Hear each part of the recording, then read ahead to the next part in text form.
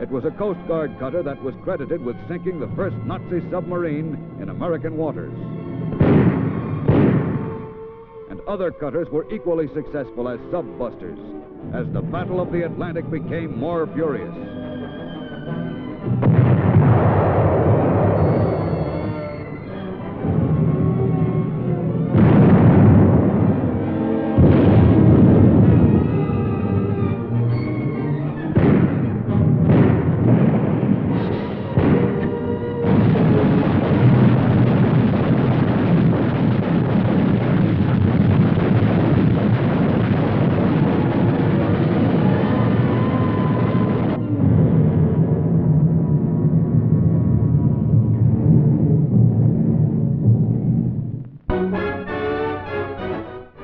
The successful work of the cutters was augmented by frigates and destroyer escorts, which the Navy turned over to the Coast Guard for manning.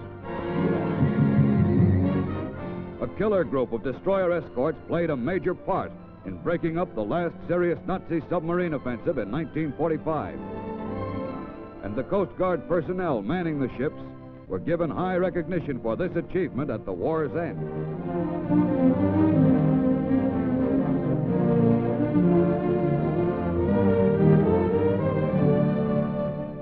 But the Coast Guard suffered losses, too.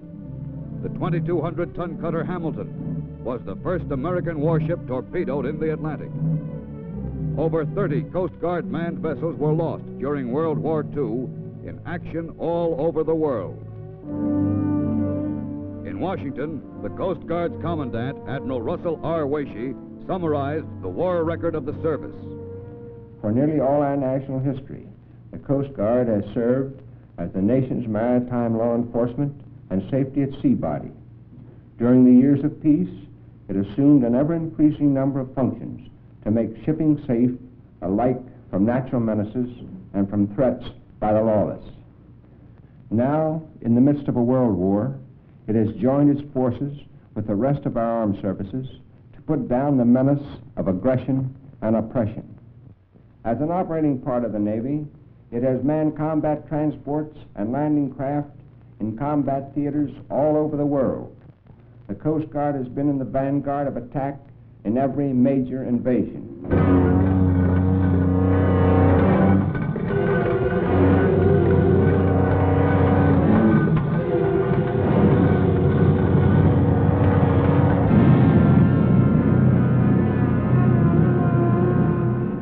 In July of 1942, at a time when America's forces were still on the defensive everywhere, a convoy of American ships was underway in the Pacific.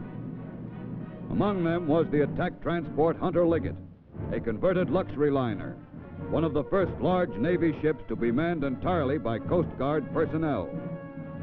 Though the destination of the convoy was secret, it was known that offensive action was ahead.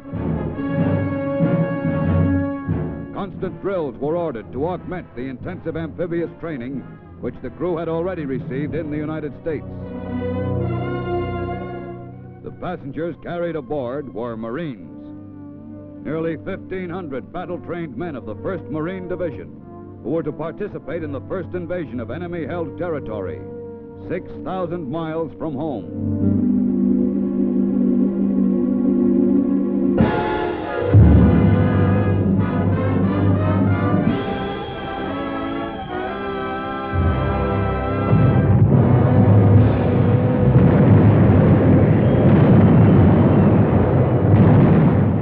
D-Day at 06:53, the Hunter Liggett had stopped 2 miles offshore.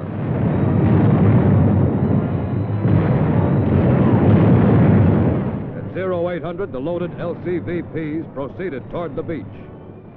It was here that the Coast Guard's skill in the handling of small boats was put to its first test on an invasion. In the weeks to come, as the Marines advanced on the island, Coast Guard ships helped to supply them with munitions and supplies.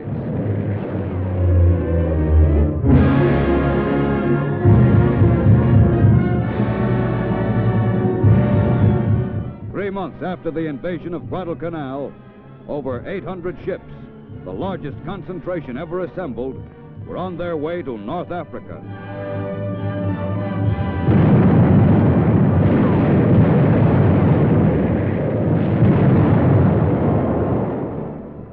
convoy were the Coast Guard transports Dickman, Wood, and Chase, which were in the vanguard of the assault, landing American and British troops on African soil.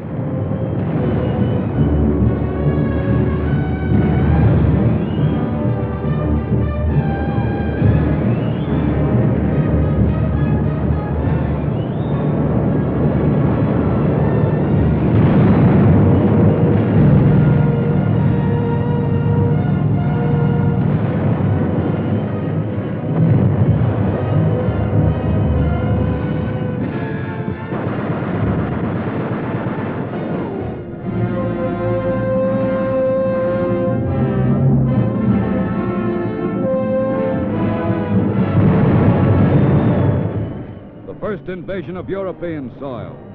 And again, Coast Guard ships and men helped to land our troops.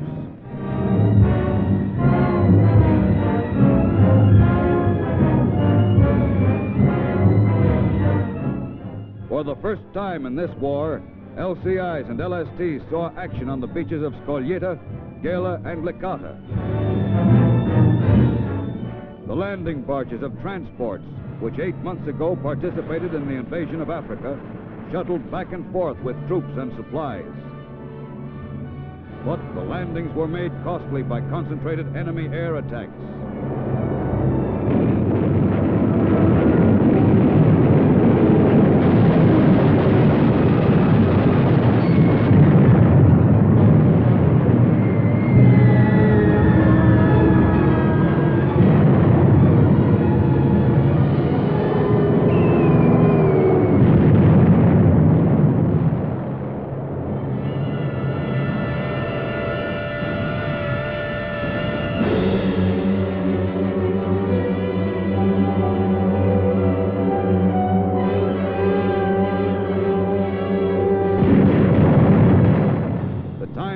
For a decisive blow at the enemy, and the first assault on the European mainland was about to be effected, soon to be followed by the bitterly contested landing at Anzio.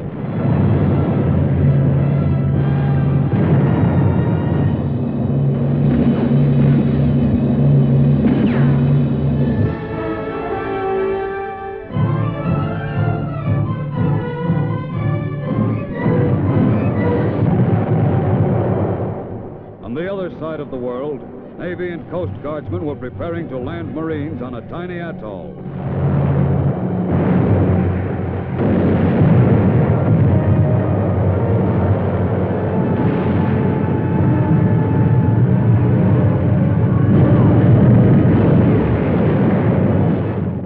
The Japanese fought back furiously.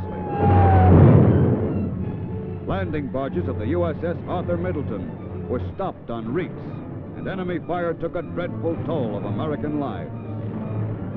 Of the first waves, only 1 man out of 5 survived to get to the beachhead, and to hold on to the small strip of land seized at such a high cost from the enemy.